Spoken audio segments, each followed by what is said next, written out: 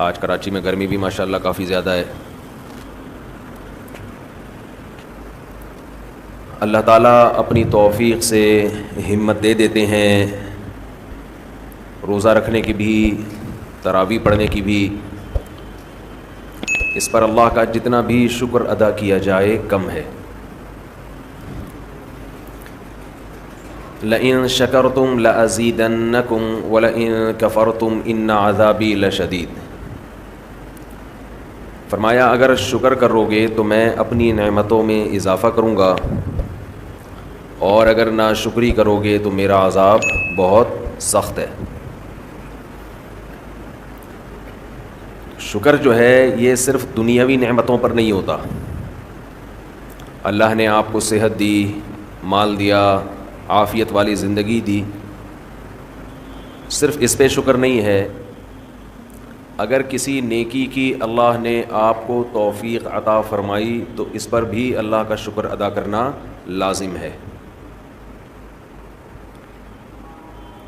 رمضان میں سب سے بڑا اللہ کا احسان یہ ہے کہ اللہ آپ کو فرض روزے پورے کرنے کی توفیق دے دے. یہ بہت بڑا انعام ہے. ایک چیز جو میں لوگوں میں نوٹ کرتا ہوں, غور کرتا ہوں, جن لوگوں کو روزے رکھنے کی توفیق ملتی ہے وہ چونکہ عادی ہوتے ہیں, ہر سال رکھ رہے ہوتے ہیں, تو وہ روزوں کو روٹین کا ایک حصہ سمجھتے ہیں. اور جو اس نعمت پر ان کو احساس ہونا چاہیے کہ اللہ نے ہم سے کتنا بڑا کام لیا, وہ احساس ان کو نہیں ہوتا. جب اللہ آپ کو کوئی بڑی نعمت دیتا ہے تو اللہ بھی یہ چاہتا ہے کہ یہ اس نعمت پر خوش ہوں. کسی نے آپ کو بہت بڑا گفٹ دیا, آپ نے ایسے لے کے سائڈ پہ رکھ دیا, دیکھا بھی نہیں اس کو, تو یہ دینے والے کی بھی بے اکرامی ہے. تو جیسے اللہ یہ چاہتے ہیں کہ لوگ گناہوں پہ خوف زدہ ہوں, گناہ کر کے ندامت ہو, جرم کا احساس ہو, اسی طرح اللہ یہ چاہتے ہیں کہ نیکی کر کے ان میں شکر کا جذبہ پیدا ہو, خوشی محسوس ہو. اگر کوئی شخص گناہ کرتا ہے تو جس کا آخرت پر یقین نہیں ہے اسے گناہ کر کے کبھی بھی شرمندگی محسوس نہیں ہوگی, وہ کرتا چلا جائے گا. لیکن اگر آپ گناہ کرنے کے بعد شرم محسوس کرتے ہیں, ندامت ہوتی ہے, تو یہ ایمان کی علامت ہے, آخرت پر یقین کی علامت ہے, اللہ کے وجود کے یقین کی علامت ہے. بالکل اسی طرح اگر نیکی کر کے خوشی محسوس ہوتی ہے تو یہ بھی ایمان کی علامت ہے, خوشی کی, یہ بھی آخرت پر یقین کی علامت ہے. اور اس کا ایک دنیا میں فائدہ یہ ہوتا ہے کہ اس سے مزید نیکی کی توفیق ملتی ہے. رمضان میں شیطان ایک دھوکہ یہ دیتا ہے کہ آپ نے اگر روزے رکھے ہیں تو کون سا تیر مار لیا, ساری دنیا روزے رکھ رہی ہے. یہ شیطان کا بہت بڑا حملہ ہے. میرا معاملہ یہ ہے, الحمدللہ ہم سب روزے رکھتے آ رہے ہیں بچپن سے ہی. جب سے بلوغت کی دہلیز پہ قدم رکھا ہمارے گھر میں روزے کا معمول تھا, روزہ چھوڑنے کا تصور نہیں تھا. اب بھی نہیں ہے, پہلے بھی نہیں تھا, تو رکھتے آ رہے ہیں بچپن سے. بلکہ جب بالغ نہیں تھے اس وقت بھی رکھتے تھے. ہمارے بچے اب بھی رکھ لیتے ہیں, تو منع کرنا پڑتا ہے کہ بھائی نہیں رکھو. بچوں کو تو شوق ہوتا ہے کہ رکھنا ہے. تو الحمدللہ معمول ہے. لیکن اس کے باوجود میں یہ سوچتا ہوں کہ اے اللہ, میرے جیسے نالائق کو تو نے یہ توفیق دے دی کہ میں رمضان کے روزے رکھ رہا ہوں. یہ تیرا مجھ پہ بہت بڑا احسان ہے. انسان یہ سمجھے اپنے بارے میں کہ صرف میں ہی گویا رکھ رہا ہوں, مجھے باقیوں سے غرض نہیں ہے وہ کیا کر رہے ہیں. میرے اوپر تو بڑا احسان ہے اللہ کا. ہم تو نالائق ہیں بھائی. عام دنوں میں ایک روزہ رکھنے سے پہلے 10 دفعہ سوچتا ہے انسان کل رکھوں کہ نہیں رکھوں. رکھتا ہے تو ایسا سمجھتا ہے جیسے آج ہم نے بہت بڑا تیر مار لیا کوئی. اور رمضان آتا ہے, ہم جیسے مجھ جیسے نالائق کو اللہ توفیق دے دیتا ہے 29 یا 30 روزے رکھنے کی. 30 کی تو 15 سال ہو گئے, کوئی رپورٹ ہے ہی نہیں, 29 ہی ہوتے ہیں پاکستان میں. 29 روزے رکھنے کی اللہ ہم جیسے نالائقوں کو توفیق دے دے تو بھائی میں تو اپنا معاملہ اللہ سے دیکھتا ہوں کہ مجھ سے تو نے اتنی بڑی نیکی کروا لی. مجھے کیا پتا بھائی قدیر بھائی کیا کر رہے ہیں, شاکر بھائی کیا کر رہے ہیں, رفیع بھائی ہیں, یہ تو روزہ رکھ کے پتہ ہی فرق ہی نہیں پڑتا ماشاء اللہ. روزے میں بھی ایسے ایسے گھوم رہے ہوں گے یوں کر کے, آپ دیکھ لیں کبھی ان کو آ کے. روزہ رکھ کے نا عصر کے وقت سب مرجھائے ہوئے ہوتے ہیں. کراچی میں جیسی گرمی ابھی شروع ہو گئی ہے تو رفیع بھائی نہیں ماشاء اللہ مرجھائے ہوئے ہوتے ہیں. ان کو پتہ نہیں کچھ اللہ نے الگ سے کوئی انرجی دی ہے. رکھتے ہیں, آپ بدگمان نہ ہو. بعض دفعہ انسان اتنا فریش ہوتا ہے کہ لوگ سمجھتے ہیں کہ اس کا ہے ہی نہیں, یہ ہمیں یقین ہے کہ رکھتے ہیں. تو میں تو یہ دیکھتا ہوں کہ میرے جیسے نالائق کو اللہ نے توفیق دی تھی. میں تو اس پہ خوش ہوں, میں تو اس پہ خوش ہوں کہ ہم جیسے تیسے ہیں, جتنے مرضی نالائق ہوں. او بھائی ایک روزہ نہیں, 2 نہیں, 3 نہیں, 4 نہیں, 5 نہیں, 6 نہیں, 7 نہیں, 8 نہیں, اللہ نے کتنے روزے ہم سے رکھوا لی. تو ایک دل میں راحت محسوس ہوتی ہے, خوشی محسوس ہوتی ہے. ہاں تھوڑا سا یہ خوف بھی ہونا چاہیے, تھوڑا سا, کہ ایسا نہ ہو کہ ہماری کسی بدعملی سے اجر ضائع ہو جائے. یہ خوف بھی ضروری ہے, یہ خوف بھی, تاکہ اترائے نہیں انسان. لیکن اصل تو یہ ہے کہ یہ کیا ہے, نعمت ہے. ہمارے نبی صلی اللہ علیہ وسلم سے بھی ثابت ہے, ہمارے نبی اپنے آپ کو موٹیویٹ کرتے تھے روزہ رکھ کے, اپنے آپ کو موٹیویٹ کر رہے ہیں, اپنی حوصلہ افزائی کر رہے ہیں. کیسے حوصلہ افزائی؟ جب آپ صلی اللہ علیہ وسلم روزہ افطار کر لیتے, کیسے انسان کو خوشی محسوس ہوتی ہے نا. آج خوشی اس لیے نہیں ہو رہی کہ سحری میں 3 پراٹھے پھوڑے ہوئے ہوتے ہیں, پھینیاں کھجلے کھائے ہوئے ہوتے ہیں, بھوک ہی نہیں لگ رہی ہوتی.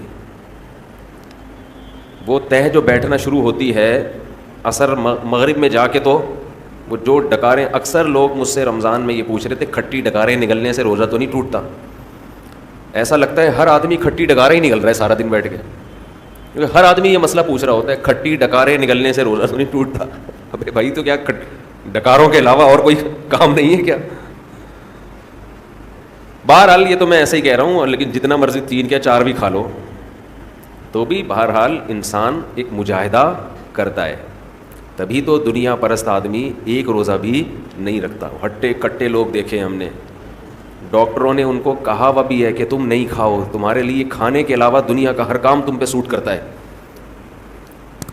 پھر بھی روزہ نہیں رکھتے. ان سے نہیں رہا جاتا 2-4 گھنٹے بھی کچھ کھائے پیے بغیر. ان کو چائے چاہیے, ان کو گٹکا چاہیے, ان کو پان چاہیے, ان کو نسوار چاہیے, ان کو روٹی چاہیے, ان کو کچھ نہ کچھ جانوروں کی طرح جگالی کرنے کے لیے چاہیے کہ منہ گھومتا رہے ان کا. ہے روزہ خور, آپ دیکھ لو, کھا رہے ہیں, ان سے نہیں برداشت ہوتا. گھر میں سب کا روزہ ہوتا ہے, بوڑھوں نے رکھا ہوا ہوتا ہے. لوگ ہمیں آ کے بتاتے ہیں سب کا روزہ ہے, ایک نالائق بیٹا ہے ہٹا کٹا جوان, اس سے نہیں رکھا جاتا, گھر میں نحوست کا ذریعہ بنا ہوا ہے.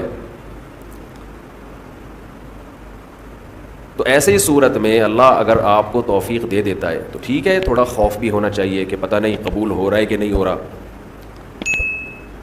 لیکن امید کو, شکر کو خوف پر غالب رکھنا چاہیے. تو میں یہ کر رہا تھا, ہمارے نبی بھی اپنے آپ کو موٹیویٹ کیا کرتے تھے. کیسے؟ حالانکہ ہمارے نبی میں خواہشات پہ کنٹرول کرنے کی بہت طاقت تھی. آپ تو 24 گھنٹے کا روزہ رکھتے بسا اوقات. تو آپ صلی اللہ علیہ وسلم جب روزہ افطار کرتے تو کیا فرماتے؟ ذهب الظما, پیاس چلی گئی. ذهب الظما, پیاس چلی. تھوڑی دیر کی ٹینشن تھی, ہمارے اللہ نے وہ پریشانی ختم کر دی. وبتلت العروق, رگیں تر ہو گئیں. جو خشکی جسم میں تھی, ایک چہرے پہ انسان کے خشکی پیدا ہو جاتی ہے نا, تو آپ صلی اللہ علیہ وسلم فرماتے ابتلت العروق, رگیں تر ہو گئی. یہ دنیاوی ٹینشن جو تھوڑی دیر کی تھی یہ بھی اللہ نے ختم کر دی. وثبت الاجر ان شاء اللہ, اور اللہ نے چاہا تو اجر ہمارے نامہ اعمال میں لکھ دیا گیا. یعنی یہ ہمارے لیے کتنی خوشی کی بات ہے کہ ہمارے رب نے ایک نیکی ہم سے کروا کے جو پریشانی تھی وہ بھی ختم کر دی اور نیکی کا ثواب ہمیشہ کے لیے ہمارے اعمال میں درج کر دیا. جب انسان گناہ کرتا ہے تھوڑی دیر کی لذت حاصل ہوتی ہے, یہ لذت تھوڑی دیر بعد ختم, اور نحوست اور گناہ اور اس کا عذاب آپ کے اعمال میں ہمیشہ کے لیے لکھ دیا گیا. ایسا ہوتا ہے کہ نہیں ہوتا؟ بد نظری ہے, انٹرنیٹ پر کوئی فحش چیز دیکھ رہے ہو, زنا کر رہے ہو, کچھ حرام کھا رہے ہو, تھوڑی دیر کا گناہ ہے, لذت تھوڑی دیر کی ہے, مزہ تھوڑی دیر کا.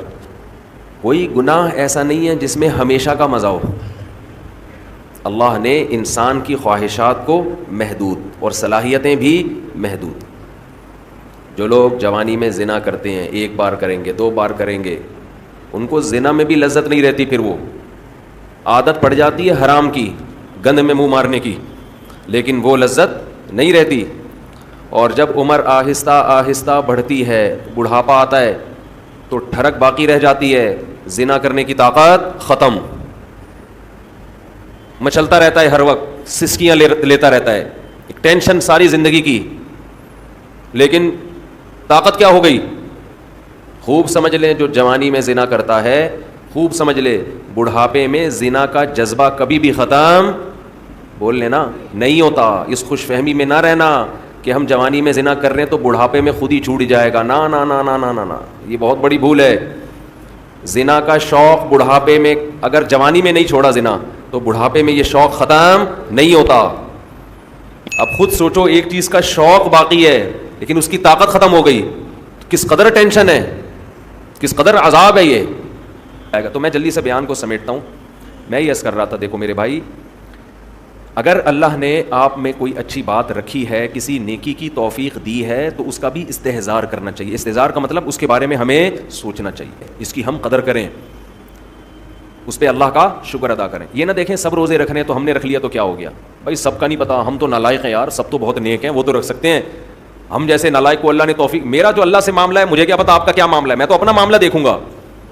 تو ہمارے نبی اپنے آپ کو موٹیویٹ کیسے کرتے تھے؟ ذهب الظما, پیاس چلی گئی, وابتلت العروق, رگیں تر ہو گئیں, وثبت الاجر ان شاء اللہ, اور اللہ نے چاہا تو اجر ہمارے اعمال میں لکھ دیا گیا, اجر لکھ دیا گیا ہے.